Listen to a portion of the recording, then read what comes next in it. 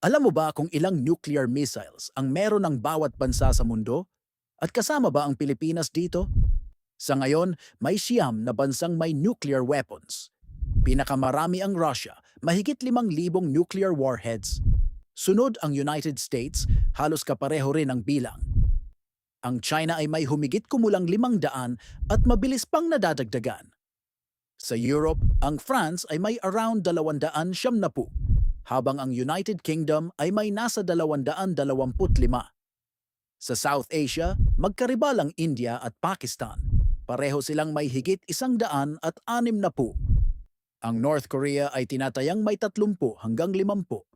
At ang Israel, na hindi opisyal na umaamin, ay pinaniniwalaang may humigit kumulang 70. Sa kabuuan, mahigit 12,000 nuclear warheads ang umiiral sa mundo ngayon. Pero ngayon, ang tanong, ilang nuclear missiles meron ng Philippines? Ang sagot, wala, zero. Ang Pilipinas ay isang signatory ng Treaty on the Non-Proliferation of Nuclear Weapons o NPT, isang kasunduang naglalayong pigilan ang pagkalat ng nuclear weapons. Bukod dito, kasama rin ang Pilipinas sa Treaty on the Prohibition of Nuclear Weapons na layuning tuluyang ipagbawal ang mga sandatang nuklear. Ibig sabihin, pinili ng bansa natin ang diplomasya kaysa armas nuklear. Pero sa panahon ng tumitinding tensyon sa mundo, sapat na ba ang pagiging nuclear-free? Ikaw, ano sa tingin mo?